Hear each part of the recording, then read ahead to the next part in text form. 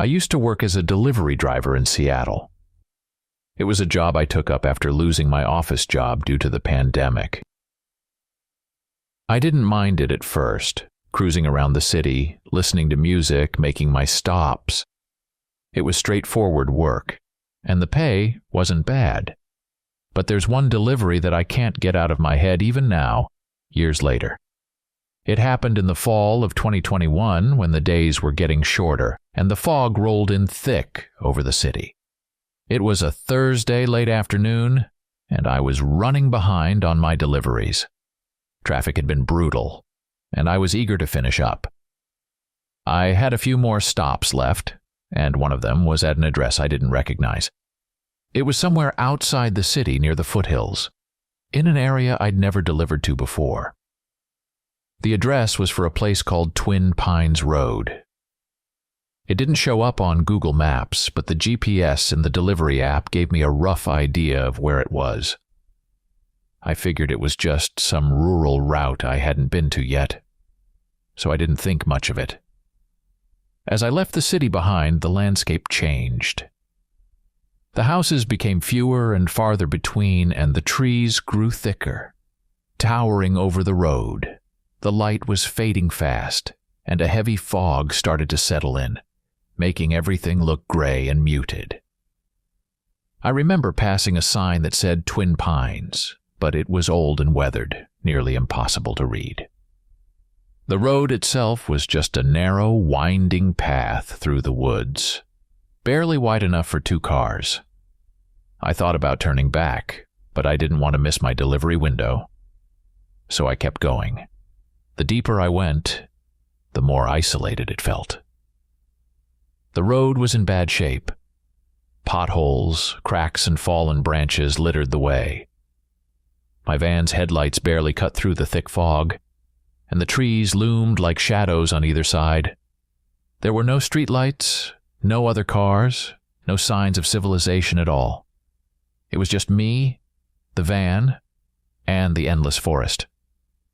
After what felt like forever, I finally saw a break in the trees up ahead. The GPS indicated that the house was close, so I slowed down, scanning the side of the road for a driveway or some kind of marker. That's when I saw it. A narrow dirt path leading off the road, almost completely hidden by overgrown bushes and weeds. There was no mailbox, no house number, nothing to suggest that anyone lived there. But the GPS insisted that this was the place. I hesitated for a moment, but I didn't want to waste any more time. I turned onto the dirt path, the van bumping and jolting over the uneven ground. The trees closed in around me, their branches scraping against the sides of the van like fingernails on a chalkboard. I could barely see 5 feet ahead of me. The fog was so thick. Every instinct told me to turn back, but I pressed on, thinking I'd just drop the package off and get out of there as quickly as possible. After a few minutes, the path opened up into a small clearing, and there it was. The house. It looked like something out of a horror movie, sitting there in the middle of nowhere, half hidden by the fog. The place was old, with peeling paint and boarded-up windows. The front yard was a mess of overgrown weeds and dead leaves. And the whole place gave off a feeling of neglect, like it had been abandoned for years. I parked the van and just sat there for a moment, staring at the house. Something about it didn't feel right. There were no lights on, no car in the driveway, no signs of life at all. I checked the address on the package again, and it matched the one in the app. But I still felt uneasy, like I shouldn't be there. Eventually, I forced myself to get out of the van. The air was cold and damp, and the fog seemed to swallow up any sound. My footsteps were muffled by the thick layer of leaves on the ground, and the only other noise was the occasional creak of the trees swaying in the wind. I walked up to the front porch, the boards creaking under my weight, and set the package down near the door. As I was about to turn back, I heard it. a faint noise coming from inside the house. It was so quiet at first that I thought I might have imagined it, but then I heard it again. It sounded like someone moving around, footsteps shuffling across a wooden floor. I froze, listening, my heart pounding in my chest. The noise stopped for a moment, and then I heard it again, clearer this time. It was definitely coming from inside the house. My first thought was that maybe someone was in there, but that didn't make any sense. The place looked completely abandoned, and there were no lights on. I took a step back, trying to peer through the cracks in the boarded-up windows, but it was too dark to see anything. I told myself it was probably just an animal or something, maybe a raccoon that had gotten inside. But deep down I knew that wasn't it. I quickly turned to leave, eager to get back to the safety of my van. But as I stepped off the porch, something made me look back. That's when I saw it. A figure standing in one of the windows, just barely visible through the fog. They were motionless, just watching me. I couldn't make out any details, but I knew someone was there, and they were staring right at me. Every hair on the back of my neck stood up. I felt a wave of fear wash over me, stronger than anything I'd ever felt before. I didn't wait to see what would happen next. I ran back to the van, fumbling with the keys in my panic. I could feel my hands shaking as I finally got the door open and jumped inside. I started the engine and floored it, the van lurching forward down the narrow path. I kept my eyes on the road, trying to put as much distance between me and that house as possible. But as I drove away, I couldn't resist glancing in the rearview mirror. The house was barely visible now, just a dark shape in the fog. But I could still see that figure standing in the window, watching me leave. I didn't stop driving until I was back on the main road, the fog finally starting to lift. My heart was still racing, and I could hardly believe what had just happened. I knew I had to report it, but what was I supposed to say? That I delivered a package to an abandoned house and saw someone watching me from the window? It sounded ridiculous even to me. When I got back to the distribution center, I told my supervisor about the house and the strange feeling I'd had. He listened, but I could tell he wasn't taking it seriously. He just told me to make a note of it in my log and not to worry about it. I didn't push the issue, but I couldn't shake the feeling that something was wrong. That night, I couldn't sleep. Every time I closed my eyes, I saw that figure in the window just standing there staring at me. I kept telling myself it was just my imagination, that there had to be a logical explanation. But no matter how hard I tried, I couldn't convince myself that what I saw wasn't real. The next day, I was back on my regular route in the city. I tried to put the whole thing out of my mind, but it wasn't easy. Every time I passed an old house or drove down a foggy road, I felt that same unease creeping back in. I even thought about driving back to the house on Twin Pines Road just to see if I could find some explanation for what I'd seen. But in the end, I decided against it. Whatever was going on at that place, I didn't want any part of it. I've been working as a delivery driver for a major courier company in Chicago for a few years now. Most days, the job is pretty straightforward. Pick up the packages from the warehouse, follow the route, drop them off, and repeat. It's not a glamorous job, but it pays the bills. I've had my share of strange encounters, late-night deliveries to sketchy neighborhoods, and the occasional oddball customer. But there's one experience that stands out, something that happened a couple of years ago. It stuck with me, and even now I still think about it from time to time. It was early December, the kind of cold, gray day that Chicago is known for. I had a full load of packages to deliver, so I was trying to make good time. My route that day took me through a mix of residential neighborhoods and a few industrial areas on the outskirts of the city. I had just finished a drop-off at a small business and was getting ready to head to the next stop when I noticed something strange in the back of the van. There was a package that wasn't on my manifest. It was a plain, unmarked box, no labels, no address, nothing. I had no idea where it came from. I figured maybe someone at the warehouse had made a mistake and accidentally put it in my load. It wasn't unheard of for things to get mixed up, especially during the busy holiday season. But what bothered me was that I had checked everything that morning before I left the warehouse, and I hadn't seen that package. I grabbed the box and examined it more closely. It was about the size of a small microwave, and it felt pretty heavy. There were no markings on it at all, just plain brown cardboard. I shook it a little, but there was no sound. It was sealed up tight, and there was no obvious way to open it without tearing the whole thing apart.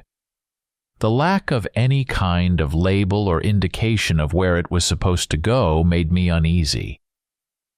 I thought about just leaving it at the warehouse at the end of my shift and letting them sort it out. But the more I thought about it, the more curious I got. I mean, who sends an unmarked package like that? And how did it end up in my van without me noticing? I decided to take a break and figure out what to do with the package. I pulled into a parking lot at a strip mall, parked in a quiet corner, and sat there for a minute, staring at the box. I felt like I was overthinking it. But something about the whole situation just didn't sit right with me. After a few minutes, I decided to try and open it. I didn't have a box cutter on me, so I used my keys to pry at the tape. It was tough. Whoever had sealed it had done a good job. As I worked at the tape, I started to hear something. A faint ticking noise coming from inside the box. I froze, my heart suddenly pounding in my chest. The first thought that popped into my head was that it was a bomb. I know it sounds paranoid, but in that moment that was my gut reaction. I dropped the box like it was on fire and jumped out of the van, putting some distance between myself and the package. I stood there in the middle of the empty parking lot, my breath visible in the cold air, trying to think. The ticking had stopped as soon as I let go of the box. I couldn't believe what I was thinking. It seemed absurd that someone would send a bomb, especially in such a nondescript package, but the sound had been real. I knew I hadn't imagined it. I paced back and forth for a few minutes, trying to decide what to do. Part of me wanted to just leave the box there and drive away, forget the whole thing. But I knew I couldn't do that. If it really was something dangerous, I couldn't just abandon it in a public place where someone else might find it. And if it was just some kind of weird prank, I still needed to report it. I got back in the van and carefully drove out of the parking lot, heading towards the nearest police station. The box was still in the back, and I couldn't help glancing at it in the rearview mirror every few seconds. I kept expecting the ticking to start up again, but it didn't. The whole drive, I was on edge, my mind racing with all the worst-case scenarios. When I pulled up to the police station, I parked outside and went in to talk to someone. I told the officer at the front desk what had happened, about the unmarked package and the ticking noise. He looked at me like I was crazy, but he took me seriously enough to call in someone from the bomb squad. They told me to stay outside while they dealt with it. I waited outside the station, watching from a distance as a couple of bomb squad guys approached the van.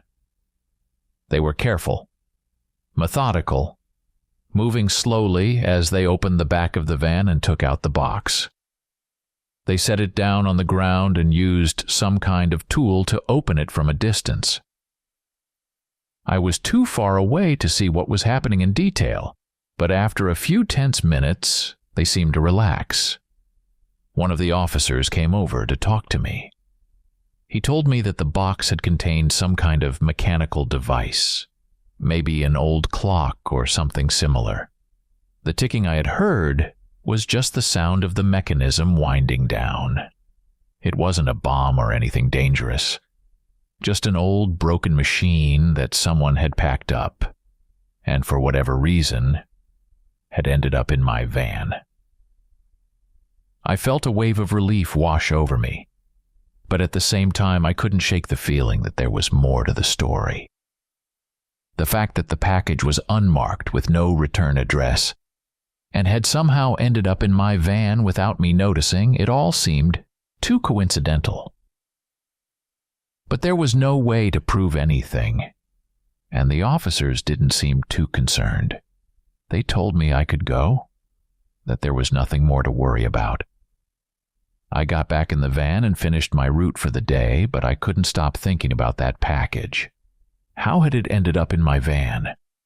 Why was it ticking? And who had sent it in the first place? The whole thing felt like some kind of twisted joke, but there was no punchline, no resolution. Over the next few days, I kept waiting for something else to happen, for someone to call or for another package to show up. But nothing did. Everything went back to normal, or at least as normal as it could be. I never found out where the package had come from, or who it was meant for. It was just a random, unexplained event in the middle of an otherwise routine day. I used to work as a delivery driver in Los Angeles. It was during the height of the pandemic in 2020, and the city felt eerily quiet. Many people were staying home, and the streets were less congested than usual. I worked for one of those big delivery companies, and most days were pretty routine. Lots of apartment complexes, gated communities, and the occasional tricky location.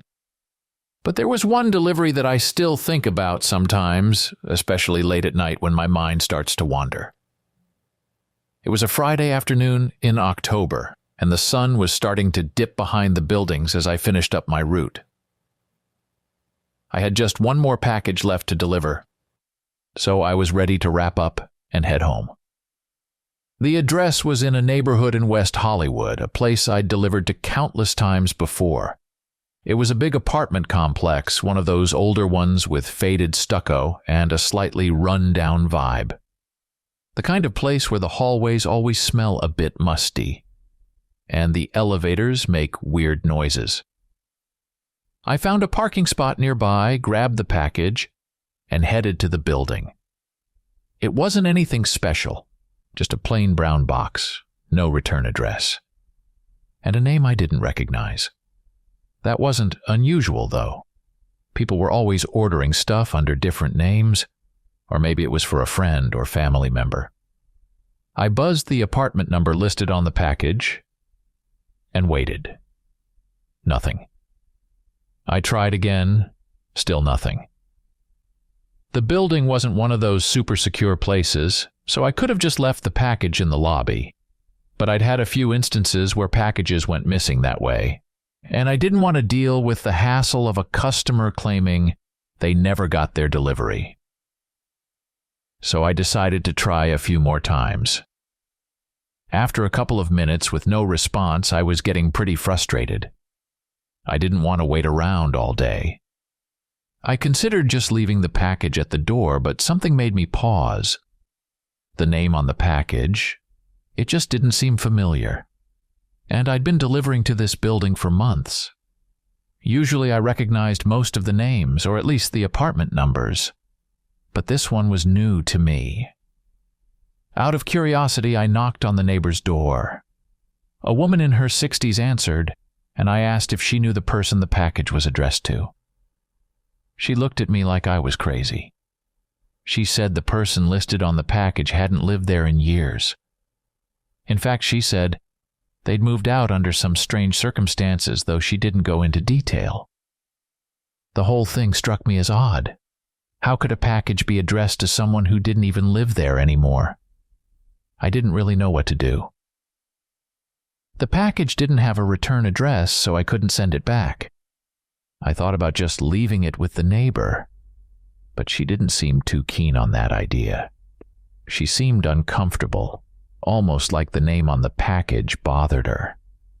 I asked her a few more questions, but she just shook her head and said she didn't know much about it, that the person had left in a hurry and no one had heard from them since. The way she said it, with that edge in her voice, it made my skin crawl a little. I went back to the lobby and stood there for a moment, staring at the package. It was just a box, but something about the whole situation felt wrong.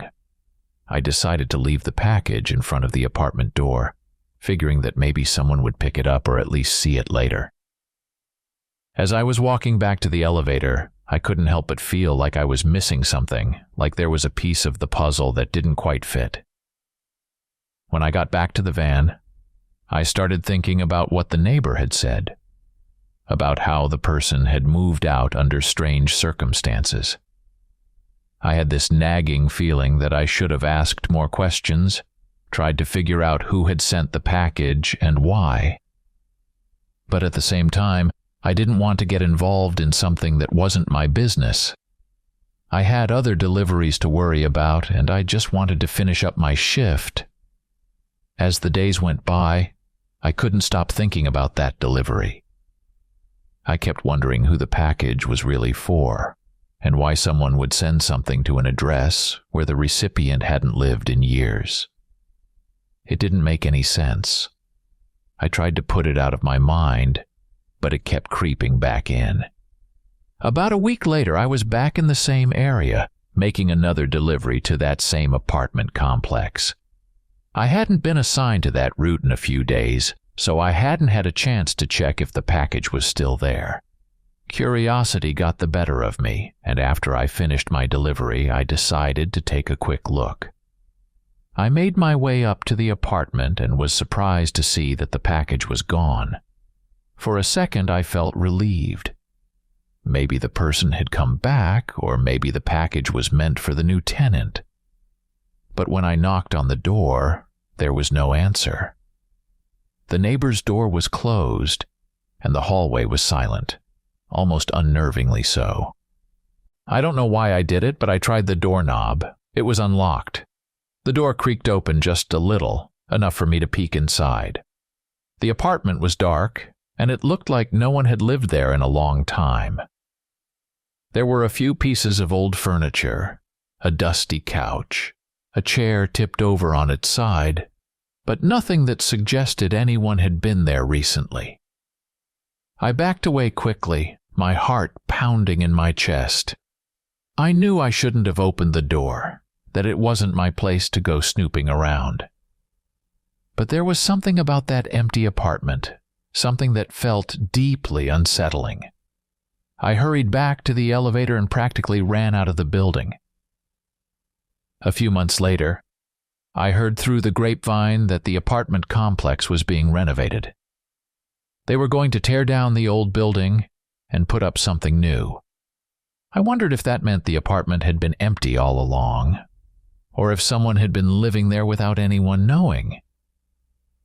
I couldn't shake the feeling that there was more to the story, that something had happened there that no one wanted to talk about. I've worked as a delivery driver in Portland, Oregon for several years. It's the kind of job that's mostly routine. Lots of driving, dropping off packages, dealing with the occasional grumpy customer. I've been all over the city and its suburbs, seen every type of house and apartment, from the fancy modern homes in the Pearl District to the rundown places out in Gresham. It's not the most exciting job, but it pays the bills and gives me some time to myself, which I like. But there was one delivery a couple of years back that still creeps me out whenever I think about it. It was a cloudy day in early November. The kind of day where it feels like it might rain at any moment, but it never really does. I had a full day of deliveries ahead, but nothing out of the ordinary. Most of the addresses were in the usual places, neighborhoods I knew well. The last delivery on my route, though, was in a part of town I didn't recognize. Somewhere out in the rural areas east of the city, not far from Mount Hood. I didn't think much of it at the time. Sometimes my routes took me to more remote locations, and I'd always found my way back. The package itself wasn't unusual, just a medium-sized box, not too heavy, with the standard shipping label. What was a bit odd, though, was the special request attached to it. Normally, I'd just leave the package at the door if no one was home, maybe snap a picture for proof of delivery. But this time there was a note in the system saying the customer wanted the package left inside the house, on the kitchen table. The note also said that the customer wouldn't be home, but that the door would be unlocked. I'd never seen a request like that before, and it made me a little uneasy. But people do weird things sometimes, and I figured it wasn't my place to question it. As I got closer to the address, the houses became fewer and farther between and the trees thicker. The GPS took me off the main road and onto a narrow, winding lane that seemed to go on forever. The pavement eventually turned to gravel, and then the gravel turned to dirt. By this point, I was deep in the woods, and I hadn't seen another house in a while. The trees were so tall and dense that they blocked out most of the daylight, making everything look darker than it really was. The road was barely wide enough for my van, and I had to be careful to avoid the potholes and fallen branches that littered the way. Finally, after what felt like an eternity, I spotted the house. It was an old, two-story place with peeling paint and a sagging roof, set back from the road and almost completely hidden by the trees. The yard was overgrown with weeds, and there was no car in the driveway, no signs of life at all. The place looked like it hadn't been lived in for years. I double-checked the address to make sure I was in the right spot, and the numbers matched. But something about the whole situation didn't feel right. I parked the van and sat there for a moment, trying to decide what to do. Part of me wanted to just leave the package on the porch and be done with it, but I knew the customer had specifically asked for it to be left inside. I figured I'd just get in and out as quickly as possible. I grabbed the package, walked up to the front door, and turned the handle. Sure enough, it was unlocked. The door creaked open, and I stepped inside. The first thing that hit me was the smell. A musty, stale odor, like the air had been trapped inside for a long time. It was cold in there, too. Colder than it was outside, and the place was dark. The only light came from the gray daylight filtering through the dirty windows. I could barely see a thing, but I didn't want to go looking for a light switch. I just wanted to drop the package and leave. The house was dead silent except for the sound of my footsteps on the old wooden floor. The place was almost completely empty. Just a few pieces of old furniture covered in dust and cobwebs. There was a living room to my left, a staircase leading up to the second floor, and a narrow hallway that I assumed led to the kitchen. I headed down the hallway, my shoes echoing with every step. When I reached the kitchen, I set the package down on the table like the customer had requested. The table was old, scarred with knife marks and stained from years of use. The whole room felt like it had been frozen in time. Old appliances, faded wallpaper, and a thick layer of dust on every surface. I noticed a stack of newspapers on the table, yellowed with age. They were all dated from years ago, and each one had a headline about a missing person. The names and faces on the front pages were unfamiliar to me, but the sight of them sent a chill down my spine. I wanted to get out of there as quickly as possible, but something caught my eye before I turned to leave. There was a door on the far side of the kitchen, slightly ajar. I don't know why, but I felt compelled to take a closer look. I walked over and pushed the door open, revealing a narrow staircase leading down into what I assumed was the basement. The air coming from below was even colder, and there was a faint metallic smell that I couldn't quite place. I stood there for a moment, staring down into the darkness. I couldn't see anything, and I wasn't about to go down there. But just as I was about to turn away, I heard it. A faint rustling sound, like something moving around down there. It was so quiet that at first I thought I'd imagined it. But then I heard it again, this time louder and unmistakably real. Something, or someone, was down there. My heart started pounding and I backed away from the door, my mind racing. I had no idea what was down there and I didn't want to find out. I quickly made my way back through the house, trying not to panic. The whole place felt wrong, like I was intruding somewhere I didn't belong. I could feel the cold seeping into my bones, and the smell seemed to cling to me as I moved through the darkened rooms. When I reached the front door, I practically ran outside, desperate to get away from that place. The cold air outside was a relief, but it did little to calm my nerves.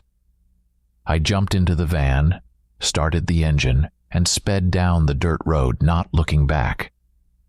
The trees seemed to close in around me as I drove, their branches reaching out like skeletal fingers. It wasn't until I was back on the main road miles away from that house that I started to feel normal again. But even then, I couldn't shake the feeling that something was off. The whole experience felt surreal, like a bad dream that I couldn't wake up from. I kept replaying it in my mind, trying to make sense of it, but nothing added up. Who would live in a place like that? And why had they asked me to leave the package inside, when it was clear that no one had been there for a long time? I finished the rest of my deliveries that day in a daze, barely paying attention to what I was doing. When I finally got home, I tried to put it out of my mind, but the memory of that house lingered. I found myself lying in bed that night, unable to sleep, the images of that dark, empty house playing over and over in my head. I still don't know what was down in that basement or who had sent that package. Maybe it was just my imagination. Or maybe there was something more to it. I'll probably never know. It was around 9 p.m. on a chilly evening in November last year when I decided to pick up a late-night delivery shift. I live in Chicago, so working as a food delivery driver in the city always comes with some unpredictability, but it was usually nothing too crazy. I had been doing it for a while and the tips were good, especially on weekends. This particular night, though, would be different in a way that I never really expected. I had just finished a delivery in Logan Square and was waiting for my next order when my phone buzzed. It was a pickup from a small restaurant in Humboldt Park, not too far from where I was. The place was known for staying open late, catering to people who had a long night out or just needed something to eat before bed. The order was pretty standard, just a couple of sandwiches and fries, but the delivery address was in a neighborhood I didn't often go to, further west in Garfield Park. I remember glancing at the address. It was in an area that I knew wasn't the safest, especially at night. But it wasn't my first time delivering there. I figured I would be in and out in no time, so I accepted the order. When I arrived at the restaurant, I noticed that it was unusually quiet. Normally, there would be a few people hanging around outside or waiting for their orders, but this time, it was just me. The lights inside were dim, but the door was unlocked. I walked in, and the owner, a guy I had seen a few times before, was behind the counter. He looked tired, like he had been there all day. He handed me the bag, and I checked the order to make sure everything was there. I noticed that he was watching me closely, which was odd, but I didn't think much of it at the time. I left the restaurant and got back in my car. As I started driving towards the delivery address, I realized that the streets were unusually empty. It wasn't that late, but it seemed like everyone had decided to stay in that night. The further west I drove, the more run down the surroundings became. The buildings were older, some boarded up, and the streetlights flickered occasionally. It's the kind of area that feels abandoned, like people have given up on it. I reached the address, a small old apartment building that looked like it had seen better days. The building was set back a bit from the road, and there was no parking lot, just street parking. I found a spot a little way down the block, under one of the few working streetlights. The light cast long, eerie shadows on the pavement, making the area feel even more deserted. As I got out of the car and grabbed the food, I noticed that there were no lights on in the building, except for one dim bulb above the entrance.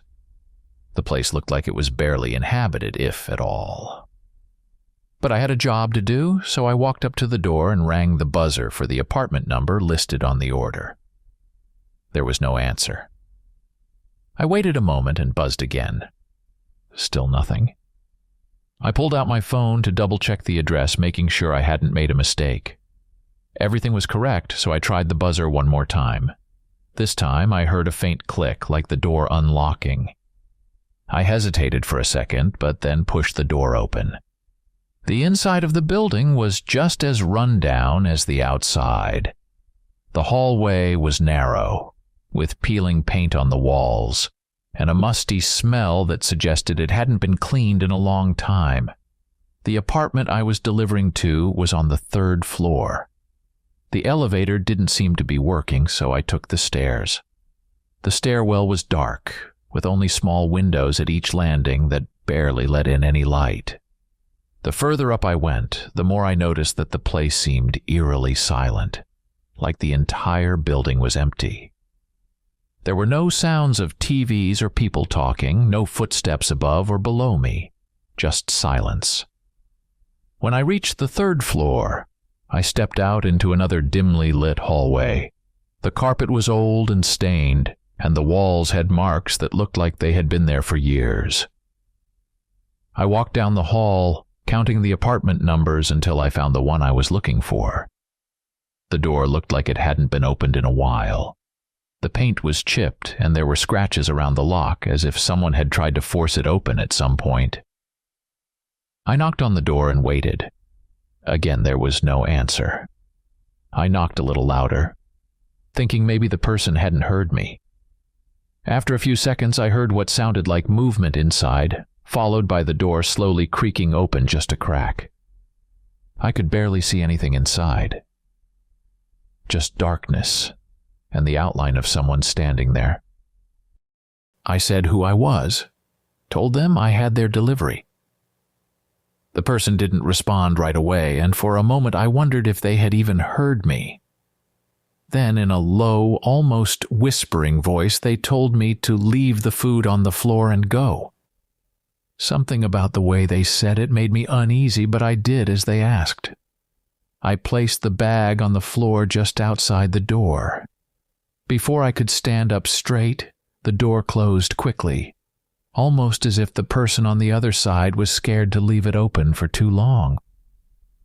I stood there for a second, feeling a little unsettled, but I shrugged it off as just another weird delivery experience.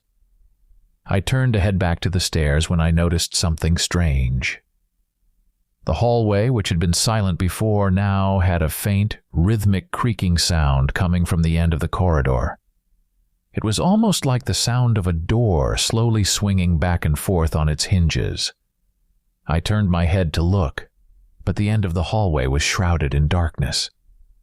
I couldn't see anything, but the sound continued, slow and steady.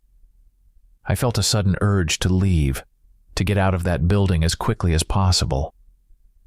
I started walking towards the stairs, trying not to make any noise, but with each step, the creaking seemed to get louder. It felt like it was coming closer. By the time I reached the stairwell, my heart was pounding in my chest. I descended the stairs quickly, not running, but moving fast enough that I almost tripped a couple of times. When I reached the ground floor, I didn't stop. I pushed through the front door and hurried back to my car. As I got in and locked the doors, I took a moment to catch my breath. I glanced back at the building, half expecting to see someone standing in one of the windows watching me. But there was nothing. The place looked as empty as it had when I first arrived. I started the car and pulled away from the curb, eager to put some distance between me and that building. I drove for a few blocks before I realized that I had forgotten to mark the delivery as completed in the app. I pulled over to do it and noticed that I had received a message from the customer, just a simple thanks. There was nothing unusual about it, but for some reason, it made my skin crawl. I decided to call it a night after that. I didn't want to do any more deliveries, and I felt like I needed to shake off the weird feeling that the experience had left me with.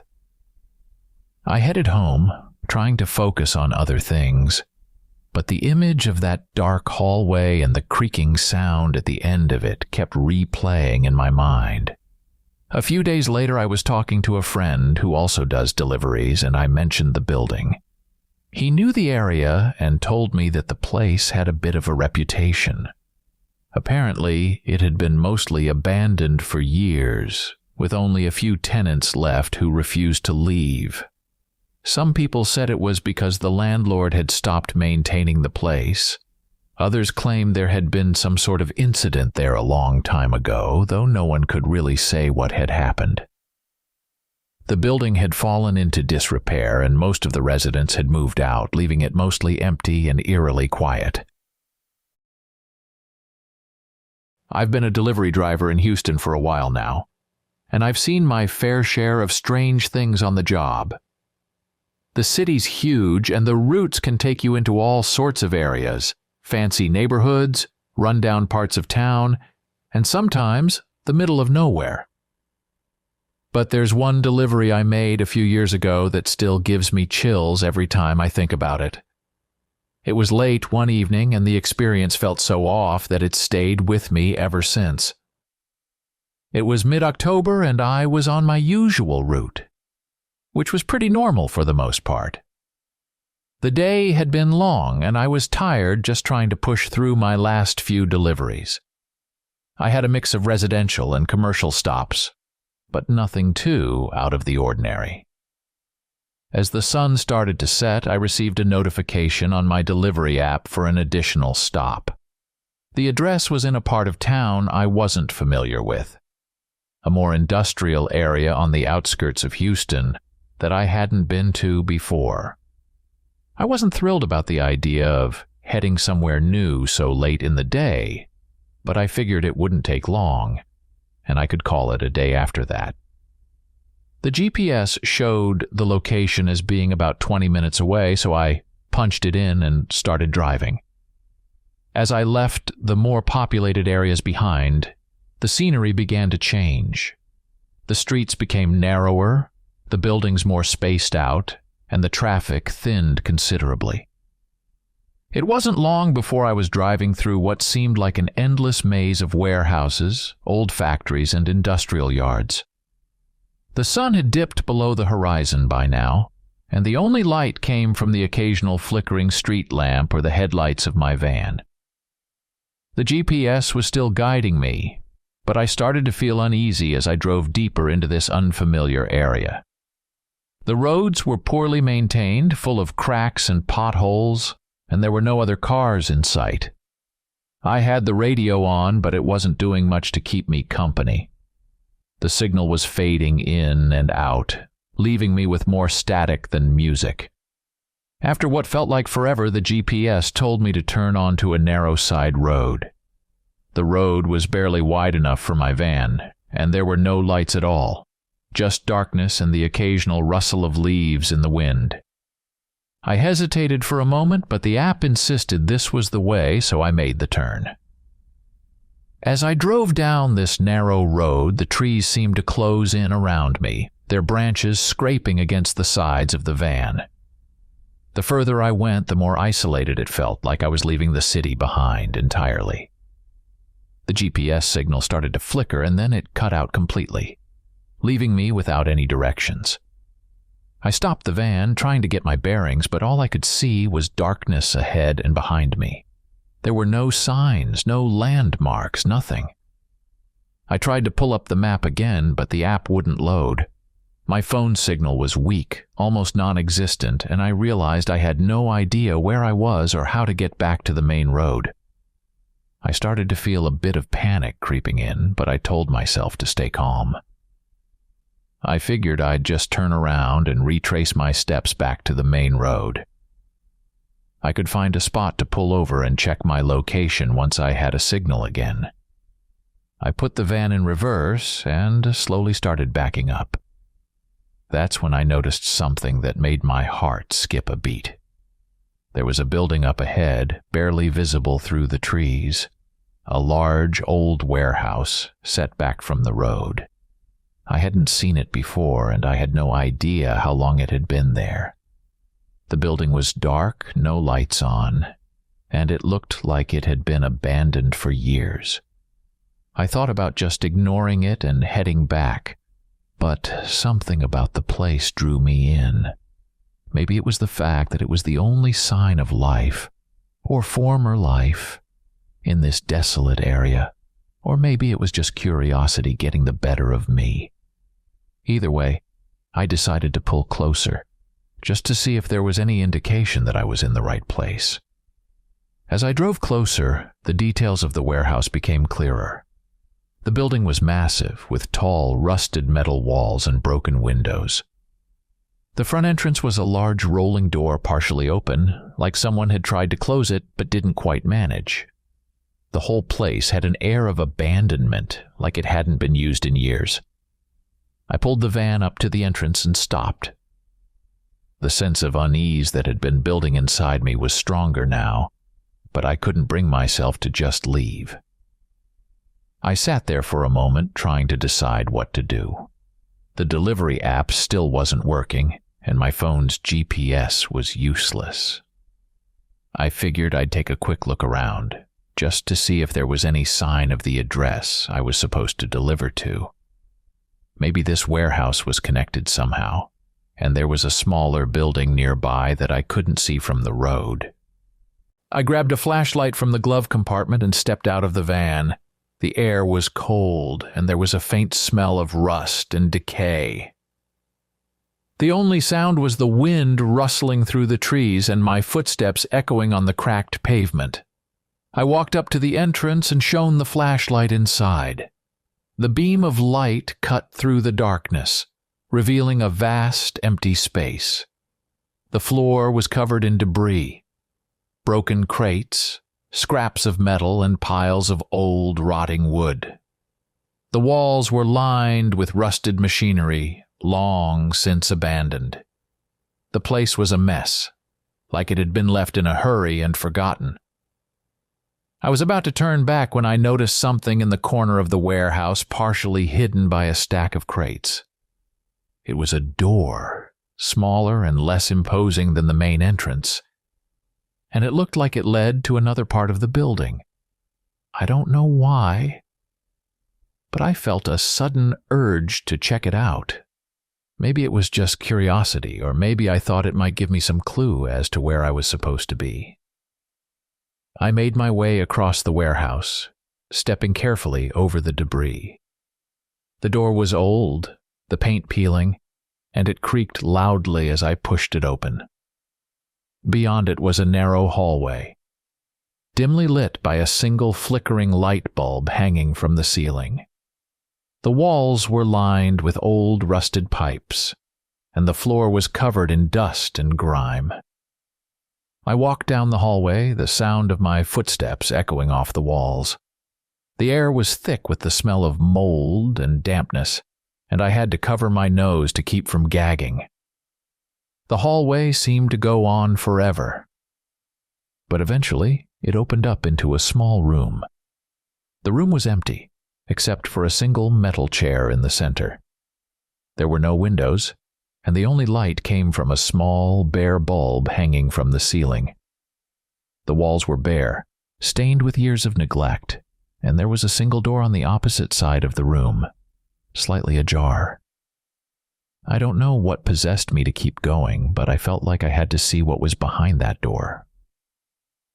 I walked across the room, my heart pounding in my chest, and pushed the door open. What I saw on the other side stopped me in my tracks. The room beyond was small, barely bigger than a closet, and it was filled with old, rusted tools. Hammers, wrenches, and other instruments that I couldn't identify were scattered across the floor, covered in dust and cobwebs. But what really caught my attention was the wall at the back of the room. It was covered in photographs, dozens of them, all pinned to the wall in a chaotic, disorganized fashion.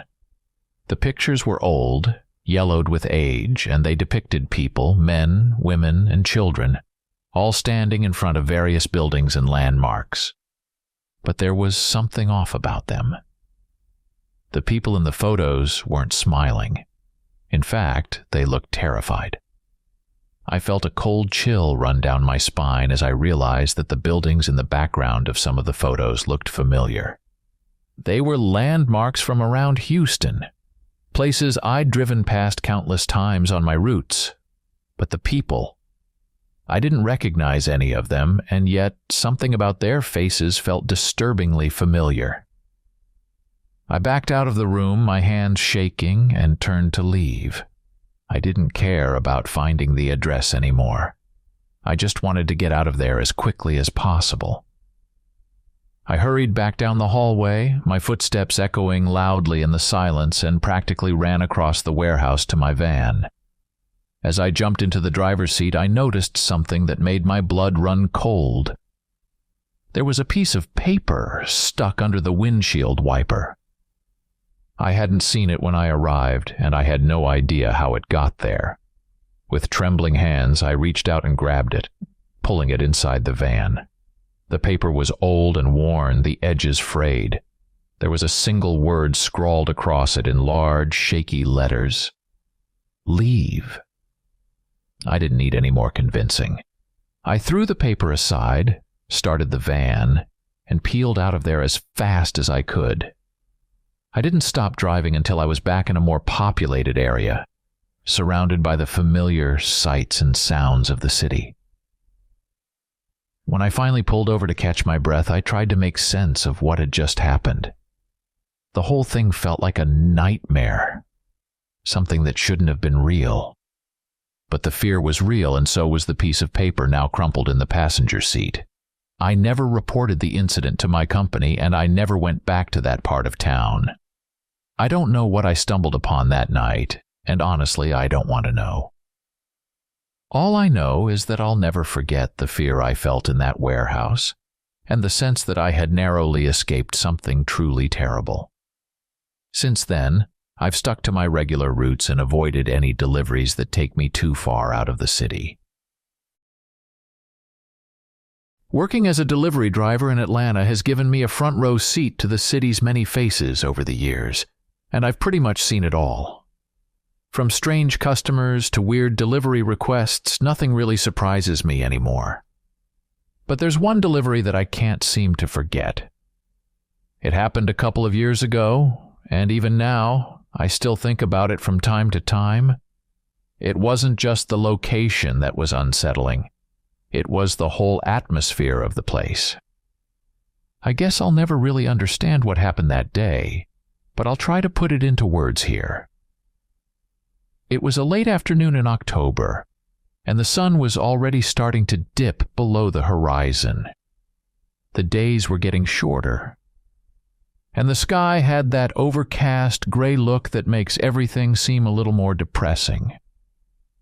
I was finishing up my route, which had taken me through some of the more suburban parts of the city. It was mostly typical stuff: houses with neatly trimmed lawns, a few apartment complexes, and some new developments that had popped up recently. My last delivery was to a new subdivision on the outskirts of the city. It was one of those places where all the houses looked the same. Cookie-cutter homes with the same floor plans, the same color schemes, even the same types of cars in the driveways. I'd delivered to places like this before, and they always gave me an odd feeling. Maybe it was the uniformity or the fact that these neighborhoods always seemed eerily quiet, like no one actually lived there. But this one was different. It was brand new, and when I say brand new, I mean it looked like it had been built yesterday. The streets were freshly paved, the houses looked like they'd never been lived in, and there was hardly a car or person in sight. The address I was headed to was in the middle of this development, right on a cul-de-sac. I remember driving into the neighborhood and immediately feeling like something was off. There were no street signs yet, and the GPS was having trouble finding the exact location, so I had to drive slowly, checking each house number as I went. The whole place was dead silent. No kids playing in the yards, no one walking their dogs, not even a construction crew finishing up the last few houses. Just rows and rows of identical homes, all with their windows covered in blackout curtains. As I pulled up to the address, I noticed that this house, like all the others, had the curtains drawn tight. There were no lights on inside, and the driveway was empty. It looked like the house wasn't occupied yet, which wasn't unusual for new developments, but something about it just didn't sit right with me. Still, I figured I'd drop off the package and be on my way. I parked the van, grabbed the package from the back, and walked up to the front door. As I got closer, I noticed that the house was in perfect condition. No signs of wear and tear, no footprints in the yard, nothing. It was like it had been frozen in time. I rang the doorbell, more out of habit than anything else, but there was no answer. I didn't really expect one. I decided to leave the package by the door, but just as I was about to set it down, I heard a noise. It was faint, like a rustling sound coming from inside the house. I paused, listening carefully, but the noise stopped as suddenly as it had started. I told myself it was probably just the wind or maybe an animal that had gotten inside somehow. I finished placing the package down and turned to leave, but something made me stop and look back at the house. I don't know what it was. Maybe a movement I caught out of the corner of my eye, or maybe just a gut feeling, but I found myself staring at one of the front windows. The curtain was still drawn, but I could have sworn I saw a shadow pass by behind it. My first thought was that someone was inside, but why wouldn't they have answered the door? I stood there for a moment, trying to figure out what to do. Should I knock again? Or should I just leave and forget about it? While I was debating with myself, I heard the noise again, this time louder and closer. It wasn't just a rustling sound. It was more like shuffling footsteps, like someone was walking through the house. The sound made the hairs on the back of my neck stand up. I didn't know what to do, but I knew I didn't want to be there anymore. I quickly turned back to the van and tried to start it up, but the engine sputtered and died. I tried again and again, but nothing. The van refused to start. I sat there for a moment, gripping the steering wheel, feeling a rising sense of panic. I was stuck in this empty neighborhood with a house that didn't feel quite right, and my only way out wasn't working. I grabbed my phone and tried to call for help, but of course there was no signal. This development was so new that the cell towers hadn't been fully set up yet. I was on my own. The only thing I could think to do was to try to find someone, anyone, who might be able to help. I looked around at the other houses on the street, but they all looked the same. Dark, silent, and unoccupied. There was no sign of life anywhere. Reluctantly, I decided to go back to the house where I'd just left the package. Maybe someone really was inside, and maybe they could help me get the van started. I didn't like the idea of going back, but I didn't have much choice. As I approached the house again, I noticed something strange. The package I'd left on the doorstep was gone. I hadn't heard the door open, and I was sure no one had come outside while I was in the van. Yet the package had disappeared. I hesitated at the front door, my hand hovering over the doorbell. The logical part of my brain told me to leave, to walk away and find another solution. But the part of me that was scared, the part that was desperate to get out of this situation, made me ring the bell again. This time, I heard the shuffling sound immediately, like someone was standing right on the other side of the door. My heart was pounding in my chest, and I took a step back, suddenly regretting my decision.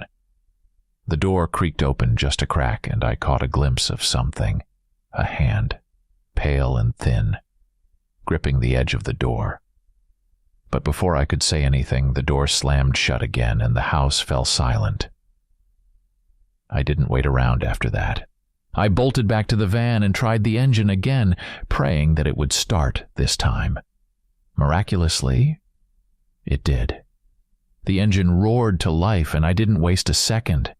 I put the van in gear and sped out of there, not caring about the potholes or the narrow road. I just wanted to get away from that place as fast as I could.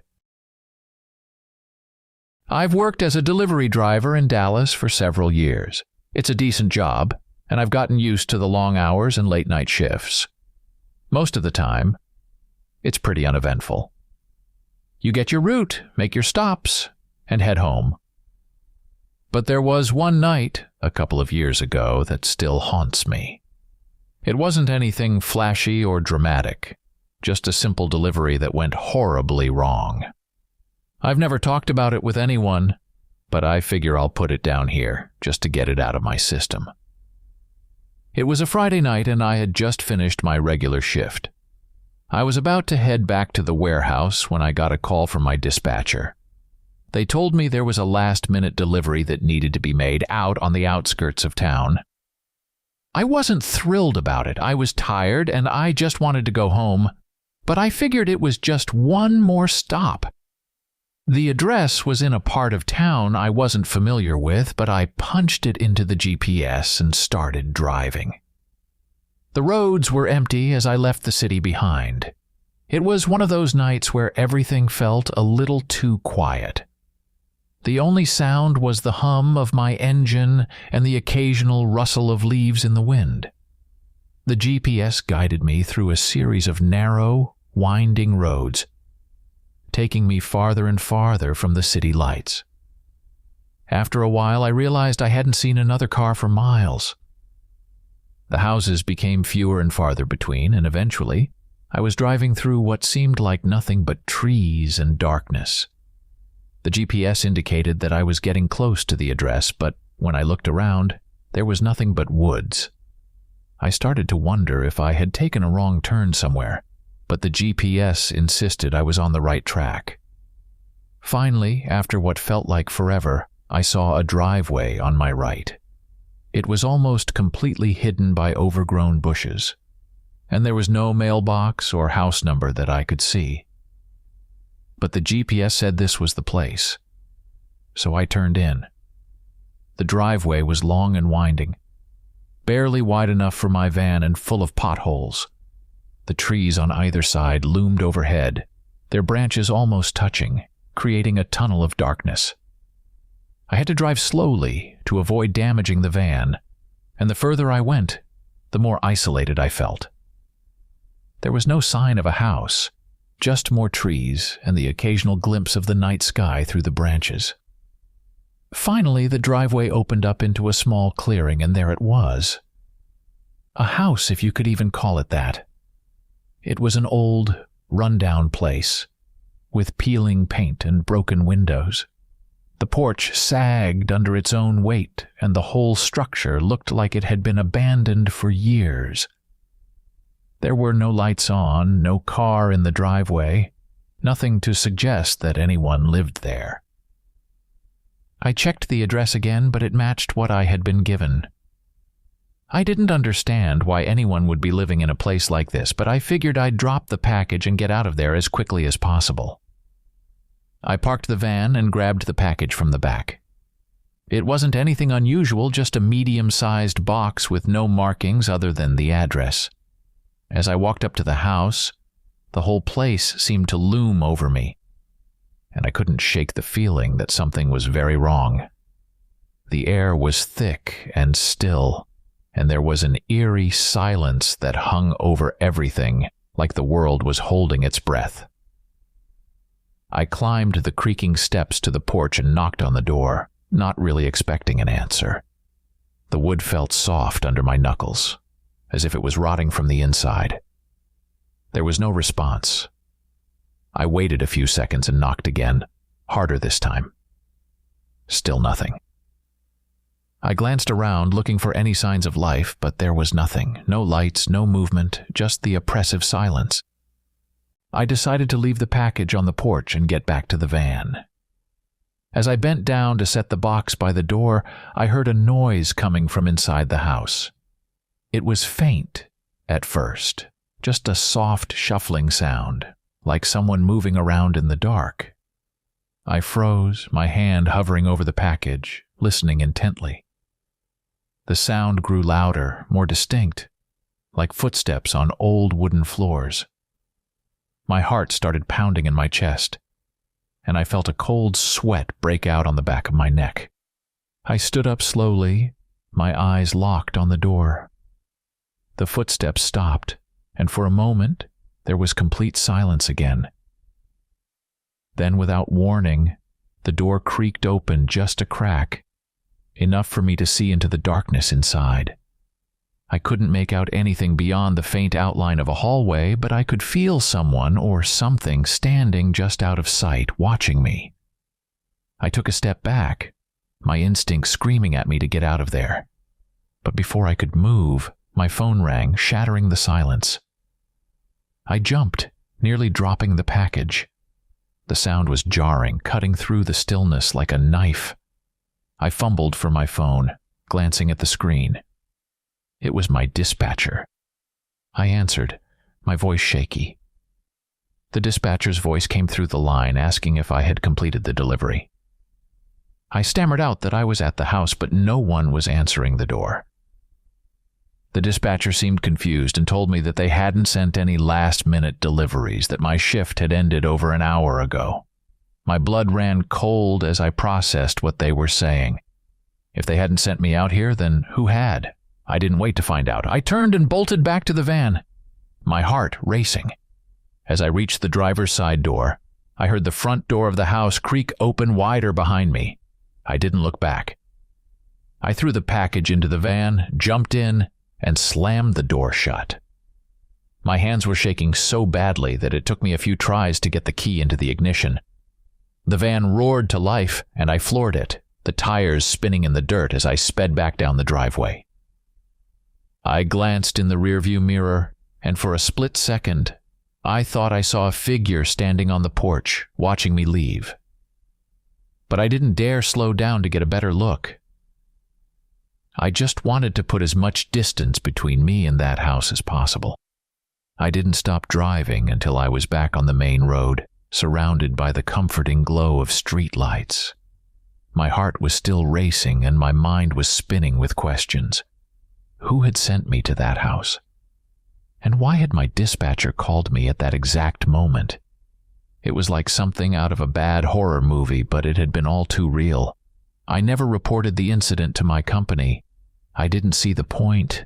I doubted anyone would believe me, and I didn't want to draw any more attention to what had happened. I just tried to forget about it, to move on with my life. But every now and then, when I'm out on a late-night delivery, I find myself thinking about that house, about what might have happened if I hadn't gotten that call when I did. Thank you for watching. If you found these stories gripping, don't forget to subscribe for more spine-tingling content. For another hair-raising tale, check out our suggested video. And if you're hungry for more eerie encounters, dive into our playlist featuring similar chilling narratives.